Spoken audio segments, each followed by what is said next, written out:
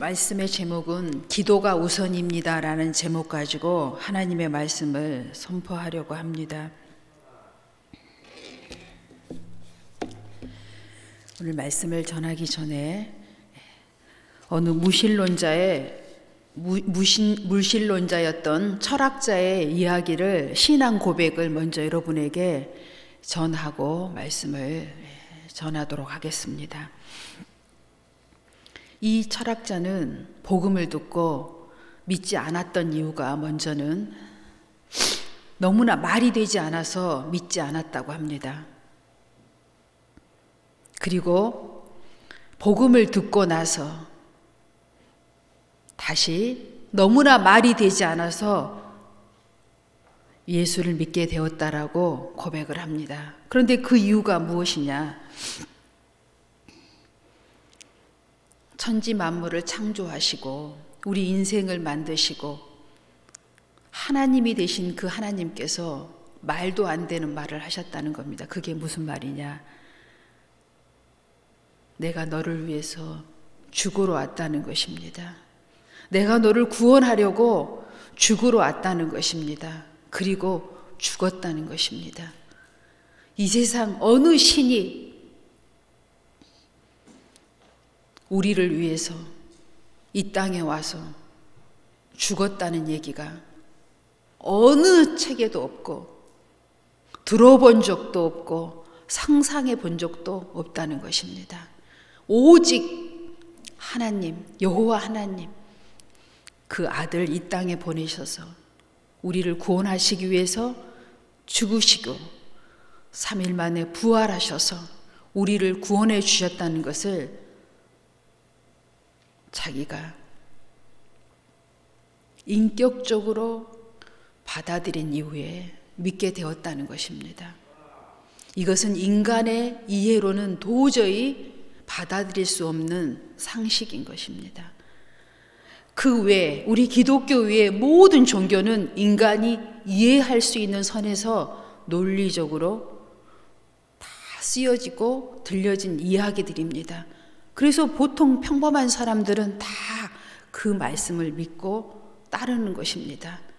인간의 논리와 이해할 수 없기 때문에 보통 사람들은 믿을 수가 없는 것이 이 기독교의 진리인 것입니다.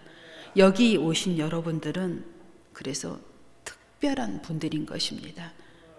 믿을 수 없는 그것을 여러분은 믿고 여기 앉아 계시는 것이니까요. 우리가 잘 알고 있는 성철 스님에 대해서 오늘 제가 또 준비를 좀 해봤습니다. 그분은 1934년도에 태어났습니다.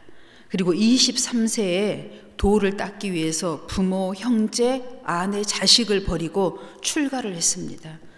그리고 그는 81세에 별세를 했지요. 그가 23세에 출가를 한 이후에 쭉 이 도의 경지에 이르기 위해서 그 과정 중에 54년이라는 과정 중에 8년은 그가 극기 수행을 했는데 초인적인 수행을 했지요. 그 도가 무슨 도냐면 장자불와라는 도입니다. 앉아서 눕지 않고 8년을 글을 읽고 기도하는 거죠. 소위 얘기하면 도를 닦는 것이요. 8년 동안 한 사람입니다. 그리고 그는 10년 동안 무건 수행을 했습니다. 사람을 만나지 않고 사람을 말하지 않는 겁니다. 오직 수행만을 한 거죠. 당시에 박 대통령이 그를 찾아왔지만 만나지 않았다고 합니다. 그 가족들이 찾아왔지만 만나지 않았다고 합니다.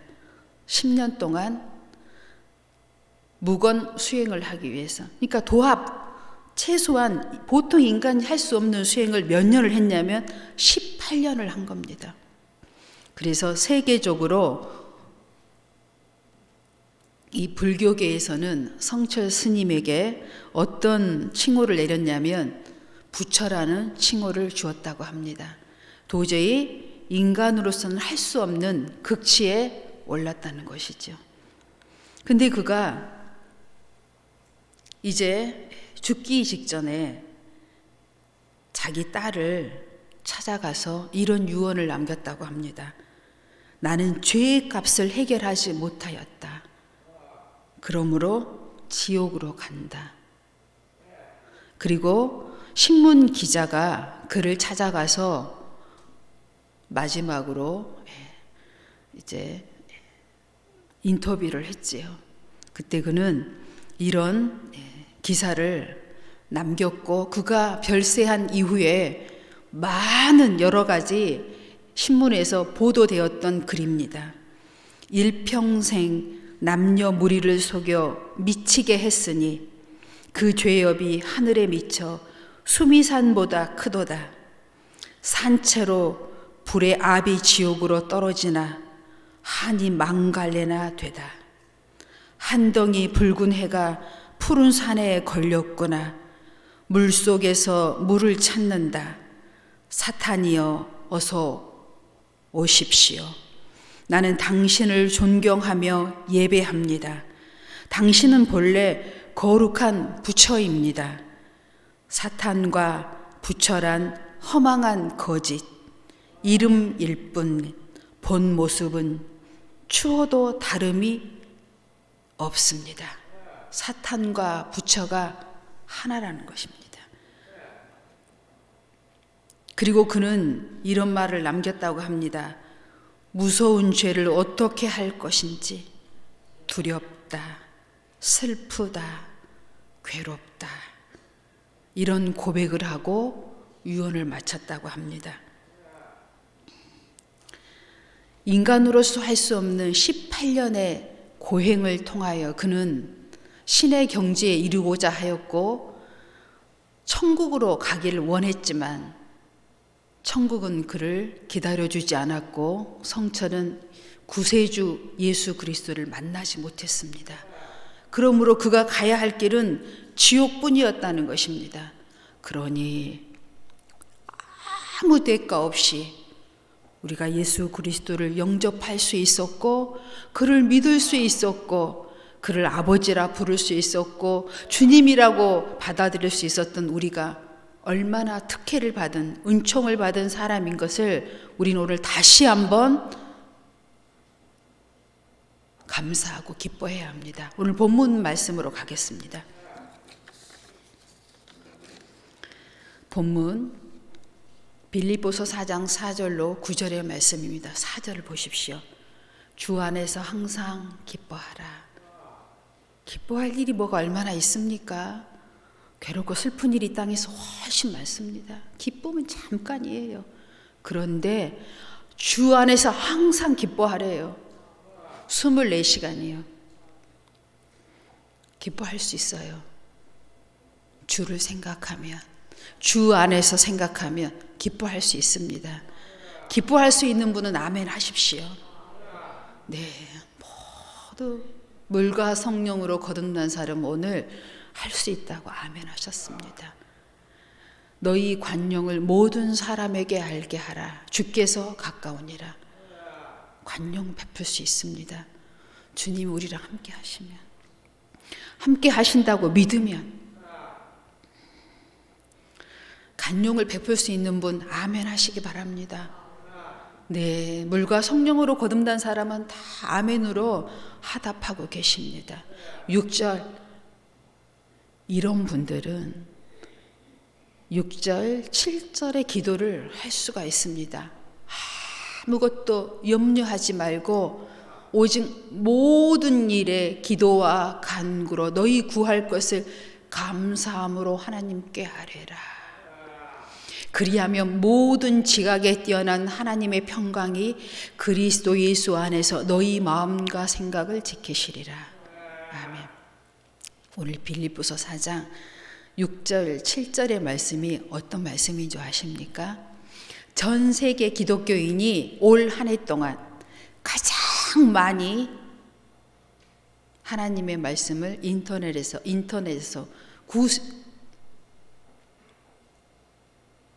많이 보고 듣고 묵상한 말씀이라고 1위 말씀으로 선정되었습니다. 여러분, 우리는 6절, 9절 말씀만 보통 생각하고 있습니다. 아무것도 염려하지 말고 기도와 간구해야 돼. 그럼 하나님께서 다 감사함으로 구하면 이루어 주실 거야 라고 생각하실 수 있지만, 오늘 본문 말씀처럼 4절, 5절 말씀을 충분히 영접한 사람만이 6절, 7절으로 넘어갈 수 있습니다. 이제 하나님께서 왜 우리에게 아무것도 염려하지 말라고 말씀하셨는지 여러분은 믿음으로 받아들일 수 있습니다. 성철 스님은 자기 일평생 54년 동안 수행하면서 구주를 만나고자 하였으나 만나지 못했습니다. 그러나 우리들은 하나님의 조건 없는 은총으로 말미암아 예수 그리스도를 만난 사람들입니다. 오늘 우리 찬송가 천부의 의지 없어서 제가 정말 내 인생의 최고로 고난스러울 때입니다. 제 인생에. 그때 어떻게 해야 될지를 모르겠다고 했더니 제 옆에 어떤 기독교인이 그렇게 말씀해 주시더라고요. 크리스찬이. 이 찬송가 부르면서 기도해봐. 하나님이 만나 주실 거야. 그 말씀을 믿고 제가 기도했더니 예수님이 저에게 오신 것을 제가 영접했고 만났고, 오늘 그런 감동으로 찬양을 드렸는데 정말 하염없는 하나님의 은혜를 다시 한번 체험할 수가 있었습니다. 여러분, 오늘 본문 말씀을 여러분이 4절로 시작해서 6절, 7절까지 여러분이 영접한다면 여러분은 그리스도인으로 살아가는데 항상 기뻐하고 또 기뻐하고 용납하고 감사하며 살아갈 수 있게 될 줄로 믿습니다. 8절 끝으로 8절 끝으로 형제들아, 무엇에든지 참되며 무엇에든지 경건하며 무엇에든지 옳으며 무엇에든지 정결하며 무엇에든지 사랑할 만하며 무엇에든지 칭찬받을 만하며 무슨 덕이 있든지 무슨 기름이 있든지 이것들을 생각하라. 어떤 일이 있더라도 오늘 주님께서 우리를 사랑하시고 구속하신 것을 생각한다면 우리가 믿음 안에서 기도 생활을 통하여 모든 것을 하나님으로부터 공급받게 된다고 다시 한번 하나님께서 못을 박아주고 있는 약속의 말씀입니다. 그래서 너희는 내게 배우고 9절 받고 듣고 본 바를 행하라. 그리하면 평강의 하나님이 너희와 함께 계시리라. 아멘. 아무리 우리가 마음에 평강이 있을지어다 이렇게 얘기한다고 평강이 됩니까? 하나님의 말씀이 우리 안에 머물러 있어야만 평강을 유지할 수가 있습니다. 그러기 위해서는 이 십자가의 복음을 우리가 잠시라도 마음에서 잊어버리면 이 평강을 유지할 수 없다는 것입니다. 오늘 본문의 말씀처럼 제목처럼 오늘 저희가 이제 이 평강을 누리기 위해서 반드시 하나님 앞에 기도를 해야 하는데, 이 기도가 우리에게 얼마나 중요한가를 말씀을 나누려고 합니다. 레위기 6장 13절의 말씀입니다. 불은 끊임이 없이 제단 위에 피어 꺼지지 않게 할지니라. 아멘. 불은 기도의 불을 말씀하고 있습니다. 기도의 향을 말씀하고 있습니다. 우리가 이 땅에 살아가는 동안에 이 기도의 불이 꺼지면 하나님이 우리에게 주시는 평강을 지킬 수가 없습니다. 우리의 필요한 모든 것들을 우리가 받아 누릴 수가 없다는 말씀입니다. 그래서 항상 그리스도인들에게 있어야 할 것은 기도의 불입니다. 기도의 불을 가지고 있으면 우리는 반드시 하나님께서 주신 평강을 누리게 될 줄로 믿습니다. 그러면 이 기도를 우리가 해야 하는데 보통 사람들은요, 기도를 어떻게 해야 하냐라고 다 물어봅니다. 어떻게 기도를 해야 합니까? 저도 기도하고 싶어요. 어떻게 기도해야 합니까? 성경에 많은 기도의 예들이 나와 있습니다. 기도할 때는 두 가지가 먼저 필요합니다. 시간을 내야 됩니다. 그리고 장소가 구별되어야 합니다. 이 두 가지가 반드시 기도의 요건으로 만들어져야 합니다.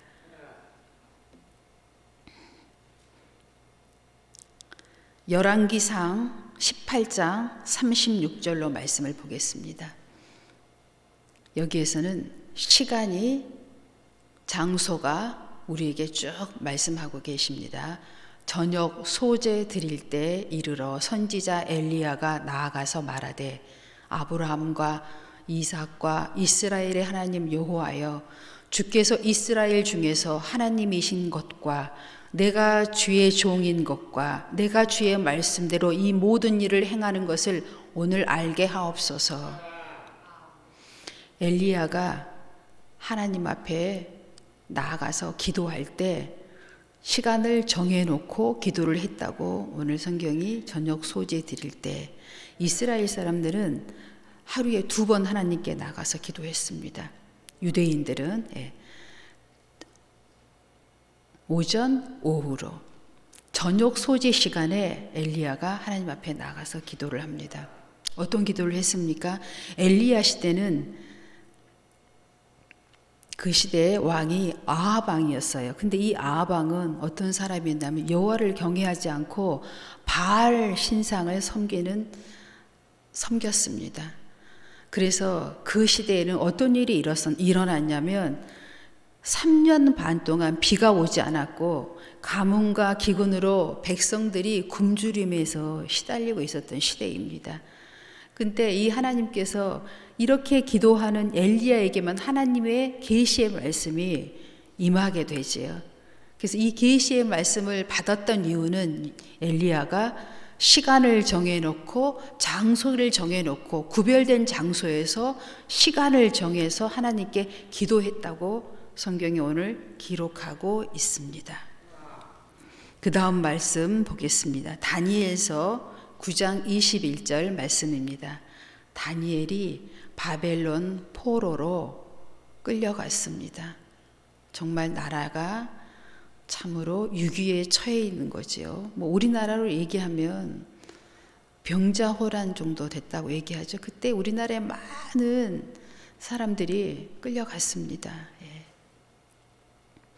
내가 기도할 때 이전에 환상 중에 본 그 사람 가브리엘이 빨리 날아서 저녁 제사 드릴 때쯤 내게 이르더니. 아멘. 오늘 여기에도 저녁 제사 드릴 때, 저녁 시간에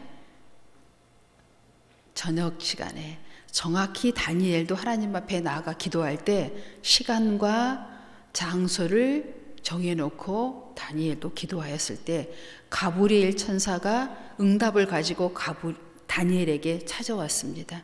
그래서 기도는 어떻게 하는 것이냐, 시간을 정해야 되고 구별된 장소가 필요하다고 오늘 성경에 이렇게 계속 기록되어 있습니다. 그 다음 신약으로 건너가서 보겠습니다. 사도행전 2장 15절의 말씀입니다. 때가 제3신이 너희 생각과 같이 이 사람들이 취한 것이 아니라. 아멘.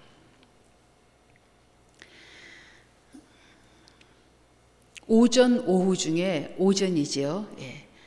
이 초대교회 사람들도 시간을 정해놓고 기도했습니다. 전통대로 기도한 거죠. 간습대로. 그럴 때 사람들이 취한 것이 아니라 성령이 이들에게 임하였습니다. 성령에 취해서 막 기도하니까 외부 사람들이 볼 때는 술에 취한 것처럼 보였지요. 그래서 성령이 임할 때에도 이들은 어떤 배경 가운데서 이 성령을 영접할 수 있었냐면 시간과 장소가 구별되어 있었다는 사실입니다. 또 사도행전 3장 1절의 말씀입니다.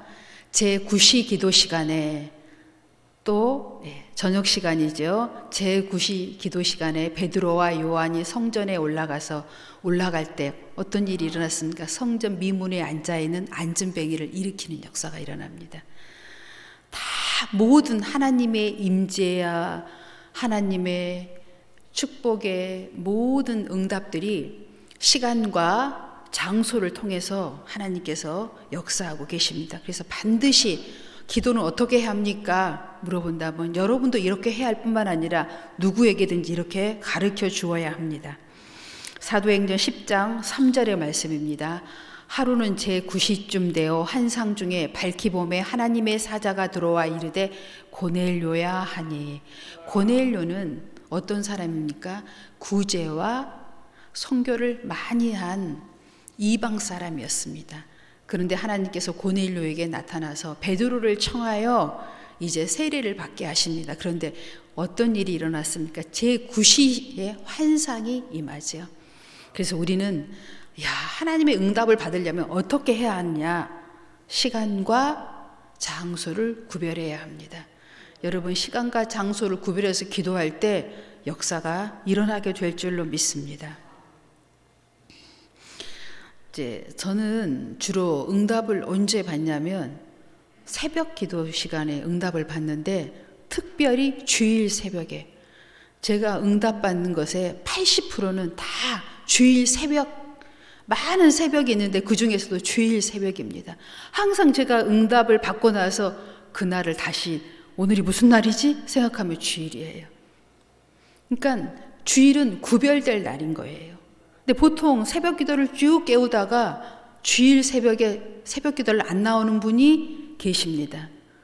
찬스를 놓치고 있는 거예요. 구별된, 주일은 일주일 내내 중에서도 구별될 날입니다. 구별된 날입니다. 이건 저의 간증입니다. 80% 이상이 주일 새벽 기도 시간에 저는 응답을 받습니다. 그래서 반드시 우리가 해야 할 것 중에 하나가 기도를 해야 하는데, 그 기도는 언제 하느냐? 시간을 정해놓고 장소를 정해놓고 기도해야 한다. 그러면 또 우리가 정말 그 기도를 통해서 저도 하나님께 일용할 양식을 받고 우리 가족도 다 구원시키고 고륙지친들도 지인들도 다 구원하려는데, 정말 그 구체적으로 기도 내용은 어떻게 해야 합니까? 하면 제자들이 주님께 이렇게 물어봤어요. 그때 주님께서 말씀하셨습니다. 어떻게 해요? 기도는 주기도문, 누가복음 11장 2절에 주기도문을 가르쳐 주십니다. 하늘에 계신 우리 아버지, 주기도문 올려보세요. 주기도문을 올려주십시오. 기도는 이렇게 하는 것이다라고 주기도문을 가르쳐 주셨습니다. 그런데 이 주기도문은 그럼 어떻게 이루어졌냐? 우리가 한번 오늘 간단하게 보겠습니다. 여러분은 이 말씀을 쭉 보면서 보면 깨닫게 됩니다. 먼저 하나님께 하나님의 이름을 부르면서 하나님을 찬양하는 것이 나옵니다. 그리고 감사가 나오고 거룩한 나라를 구하도록 나와 있고, 그 다음에 죄에 대해서 회개하도록 돼 있고, 그 다음에 악에 대해서 이기도록 간구하는 기도가 주기도문으로 간단하게 되어 있는데, 이것은 6가지로 이루어져 있습니다. 기도는 어떻게 하는 것입니까? 주기도문으로 하는 기도입니다. 이 주기도문의 기도를 이제 여러분이 쭉 하다 보면은 잘 뜻을 이해하지 못해도 좋아요, 처음에는. 그렇지만 기도를 쭉 반복적으로 하다 보면 이 주기도문 안에서의 완벽한 기도를 여러분께서 하실 수가 있습니다. 방언으로 기도하는 기도도 있지만 주기도문을 틀 가지고 기도를 쭉 하게 되면 정말 여러분이 허비하는 시간 없이 완벽한 기도를 하나님께 할 수가 있습니다. 첫 번째 한 줄을 보겠습니다. 하나님의 이름, 하늘에 계신 우리 아버지, 아버지의 이름을 거룩하게 하시며, 아버지의 이름에 대해서 얘기하고 있는데 우리는 아버지의 이름을 많이 알고 있습니다. 여호와 이레. 그럼 뭐예요?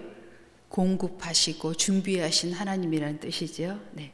이게 여호와의 이름이에요. 우리가 기도할 때 보통 그렇게 하잖아요.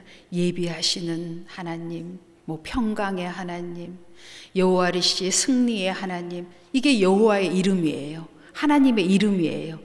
그러니까 기도는요, 결국은 뭐예요? 말씀을 많이 알고 있는 만큼 기도의 넓이와 깊이가 생겨날 수밖에 없는 것입니다. 여호와의 이름을 부르면서 기도하는 것입니다. 여호와의 이름을 찬양하면서 기도하는 것입니다. 그리고 감사 기도지요. 감사 기도가 하나님의 마음을 감동시킵니다. 이 감사 기도가 하나님을 감동시킬 때 우리는 그 다음 거룩한 나라가 우리에게 임하기를 우리가 기도하는 것입니다. 이 거룩한 나라가 누구에게 임하기를 원합니까? 여러분 가정에, 기업에, 산업에 임하기를 원하시잖아요. 그 기도가 바로 감사 기도며 거룩한 기도인 것입니다. 이것이 하나님의 뜻이고 우리의 일용할 양식으로 이어집니다. 그래서 일용할 양식을 우리가 하나님께 반드시 구해야 합니다. 우리의 쓸 것과 우리 형제 자매들이 쓸 것을 위해서 기도해야 되는 것입니다. 그리고 십자가상에서 우리의 죄를 용서해 주시고 또 우리에게 상처 주고 힘들게 한 우리 형제 자매들의 죄를 용서할 것을 위해서 여러분 기도해야 합니다. 그리고 모든 죄의 유혹으로부터 우리가 보호받기 위해서 하나님께 기도해야 합니다. 그래서 이 주기도문을 여러분이 잘 이해하지 못해도 쭉 기도하다면 성령께서 기도 안에 여러분에게 마음과 생각을 지키고 이해할 수 있도록 인도해 주십니다. 그래서 여러분은 반드시 주기도문이라는 틀을 가지고 여러분이 기도할 때 깊이 넓게 기도할 수 있게 될 줄로 믿습니다.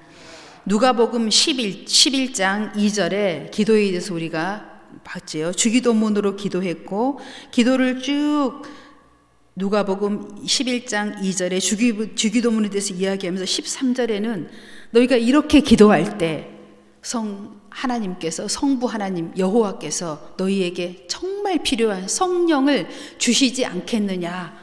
너희가 악한 자라도 좋은 것을 자식에게 줄 알거든 하물며 너희 하늘 아버지께서 구하는 자에게 성령을 주시지 않겠느냐. 아멘. 성령을 받으면 다 받은 것입니다. 우리 성령 하나님께서 모든 것을 진리 가운데로 우리를 인도해 주시기 때문에 그래서 여러분 기도 어떻게 해요? 주기도문을 계속 암송하시면 그 주기도문 안에서 우리 성령께서 여러분을 계속 기도의 길로, 진리의 길로, 완전한 평강의 길로 인도해 가시는 것입니다. 뜻을 깊이 알든 얇게 하든 기도를 주기도문으로 시작하셔서 주기도문으로 마치시면 되는 겁니다. 이렇게 할 때 여러분의 기도가 정말 하나님 나라에 100% 상달이 될 줄로 믿습니다. 오늘 하나님께서 우리들에게 주신 그 본문 말씀의 마지막 절 보겠습니다. 너희는 내게 배우고 받고 듣고 본 바를 행하라. 그리하면 평강의 하나님이 너희와 함께 계시리라. 아멘. 우리는 오늘 하나님의 말씀을 배우고 받고 듣고 들었습니다. 그러면 이 말을 우리가 이제 행하는 것만 남아 있습니다. 행할 때 우리의 믿음에 작은 믿음이 큰 믿음이 되고 얕은 믿음이 깊은 믿음이 되고 미숙한 신앙이 성숙한 신앙으로 발전하는 것입니다. 저는 왜 신앙이 발전하지 않습니까? 행함이 없기 때문에 그렇습니다. 작은 것이라도 부여잡고 행할 때, 약속을 부여잡을 때 우리는 하나님과의 만남을 이룰 수 있고 하나님과의 만남은 곧 우리를 깊은 성숙한 길로 인도해 주신다는 것을 여러분이 오늘 꼭 받아들이시고 오늘 배우고 받고 듣고 본바를 행하는 여러분 되시길 바랍니다. 기도하겠습니다. 오늘